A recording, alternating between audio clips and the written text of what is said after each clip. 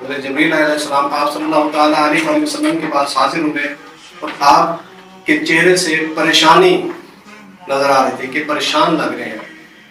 تو آپ صلی اللہ تعالیٰ علیہ وسلم نے پوچھا کہ اے جبریل پریشان کیوں لگ رہے ہو؟ تو جبریل علیہ السلام نے فرمایا کہ میں آج جہنم کو دیکھ کر آیا ہوں کہ اس کے 7 درجے ہیں. انہوں نے کہا مجھ سے بیان کرو پھر کون کون کس درجے میں جائے گا. تو پھر حضرت جبریل علیہ السلام نے فرمایا کہ 7ویں درجہ جو ہوگا سب سے نچلا درجہ، اس میں منافق جائیں گے.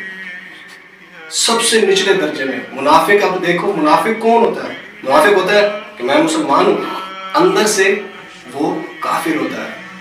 تو سورۃ المنافقون ایک پوری سورت اللہ عز و جل نے منافقوں کے بارے میں اتاری ہے. اور دوسرے جو 6 درجہ ہے اس میں کون ہوں گے؟ مشرک، جو اللہ کے علاوہ اس کی جو ہے نا پوجا کرتے ہیں، مشرک لوگ. اور اس سے پچھلے درجے میں 5واں درجہ ہے، اس میں ہوں گے سورج کی پوجا کرنے والے، جو ہے نا 4تھے درجے میں آگ کی پرستش کرنے والے. ٹھیک ہے. پھر تیسرے درجے میں یہودی ہوں گے. پھر اس کے بعد دوسرے درجے میں عیسائی ہوں گے.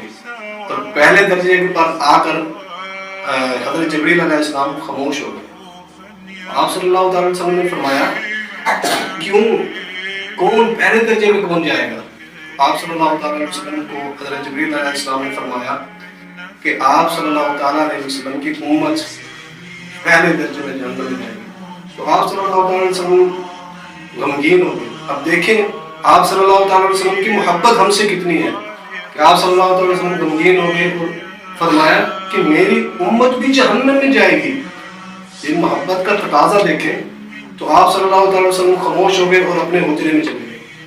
3 دن تک گھر گئے نہیں، نماز پڑھی اور حجرے میں، نماز پڑھی اور حجرے میں. حضرت ابو بکر صدیق رضی اللہ عنہ آئے، انہوں نے آواز دی آپ صلی اللہ تعالیٰ علیہ وسلم کو، کوئی جواب نہیں. حضرت عمر فاروق رضی اللہ عنہ آئے، آواز دی کہ اے نبی صلی اللہ تعالیٰ علیہ وسلم، کوئی جواب نہیں. کیا اللہ کے لاڈلے نبی اللہ سے التجا کہ میری امت کو بخشنا، میری امت کو جہنم میں نہیں. پھر اسی طرح عثمان غنی جب حضرت علی رضی اللہ عنہ کی باری آئی تو انہوں نے کہا اتنے متبرک جو صحابہ ہیں وہ گئے، آپ صلی اللہ علیہ وسلم نے ان کی نہیں سنی تو میں کون. تو حضرت بی بی فاطمہ زہرا رضی اللہ عنہا کو لے کر آئے. تو جب وہ آئیں تو انہوں نے جب آواز دی تو آپ صلی اللہ تعالیٰ علیہ وسلم باہر آئے اور فرمایا کہ اللہ عز و جل نے میری دعا قبول فرما لی ہے اور مجھے اپنی امت کی شفاعت کا فرما دیا کہ آپ نے اپنی امت کی شفاعت کرنی ہے اور میں اس چیز سے خوش ہو گیا ہوں. اب آپ خود سوچیں کہ میرے پیارے نبی صلی اللہ تعالیٰ علیہ وسلم، آپ سب کے نبی، اتنی محبت کرنے والے، اپنے سر سجدے میں رکھ کر اللہ عز و جل سے اپنی بات منوائی کہ میری امت جہنم میں نہ جائے.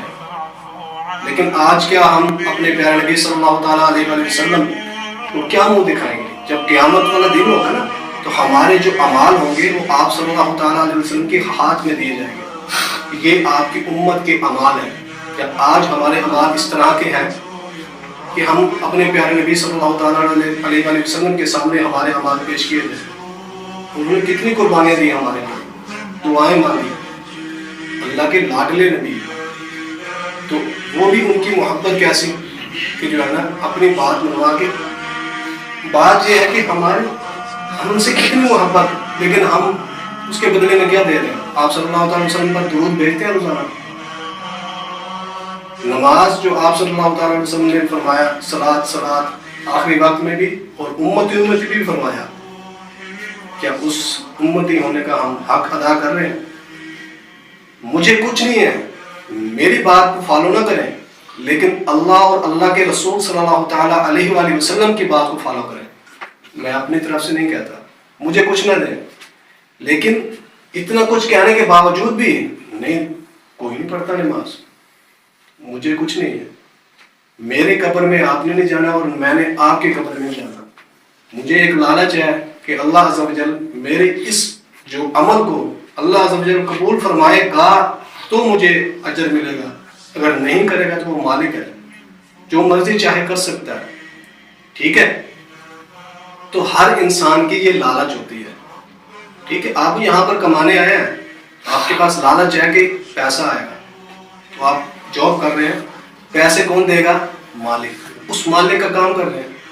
تو اسی طرح جب ہم اس مالک کا کام کریں گے جو اس مالک کا بھی مالک ہے، تو نماز پڑھیں، اللہ عز و جل کا ذکر کریں، اور جہاں بھی جائیں اللہ اور اس کے رسول صلی اللہ تعالیٰ علیہ وآلہ وسلم کی آپ بات کریں کہ اللہ کی عبادت کیا کرو، اللہ کا ذکر کیا کرو، نماز پڑھا کرو، قرآن پڑھا کرو، جھوٹ نہ بولا کرو۔ تو جب یہ باتیں کریں گے تو پھر جب ہم اللہ کا کام کریں گے، اللہ عز و جل ہمارے سارے کام درست فرما دیں گے۔ یہ اللہ عز و جل کا وعدہ ہے کہ تم میرے کام کرو اور میں تمہارے کام کروں۔ لیکن ہم اللہ کے کام کر ہی نہیں رہے، ہم کس کا کام کر رہے ہیں؟ شیطان کا۔ وہ ہمیں کہتے ہیں نماز چھوڑ دیں، ہم نماز چھوڑ دیں۔